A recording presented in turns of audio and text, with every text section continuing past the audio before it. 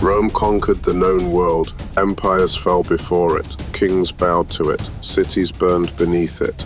Most enemies lasted months, some lasted years, but one kingdom lasted centuries, and Rome could never conquer it. South of Egypt, beyond the Nile's first cataract, stood a civilization Rome misunderstood. Kush, not a tribe, not a province, an empire. Its pyramids rose from desert stone long after Egypt's pyramid age had ended. Its armies crossed lands outsiders feared to enter. Its rulers controlled trade routes linking Central Africa, Arabia, and the Mediterranean world.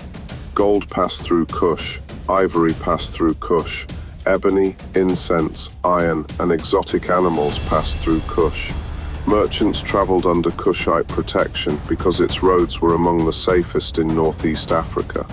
Greek historians once described it as a land favored by the gods.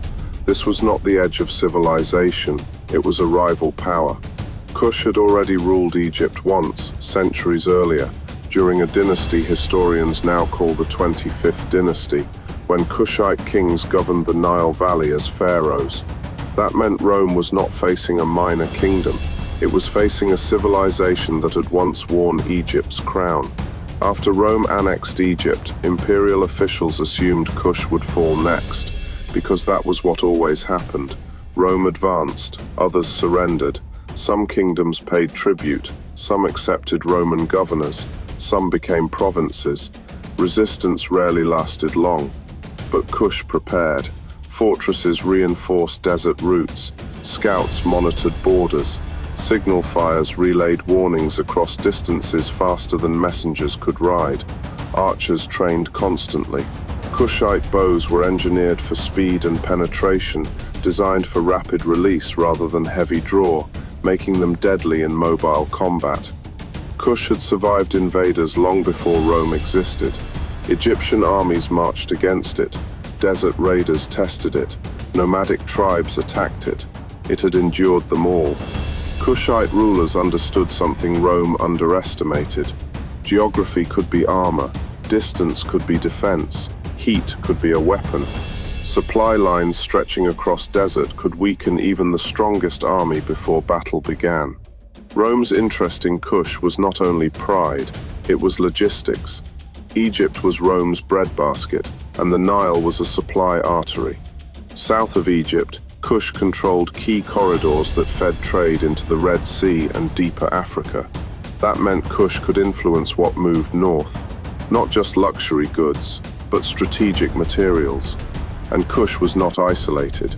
Its capital region shifted over time between Napata and Meroe became famous in the ancient world for iron production. Roman writers later described Nubian archers as unusually effective, and archaeology confirms Kush was not a primitive frontier, but a state with infrastructure, industry, and centralized power.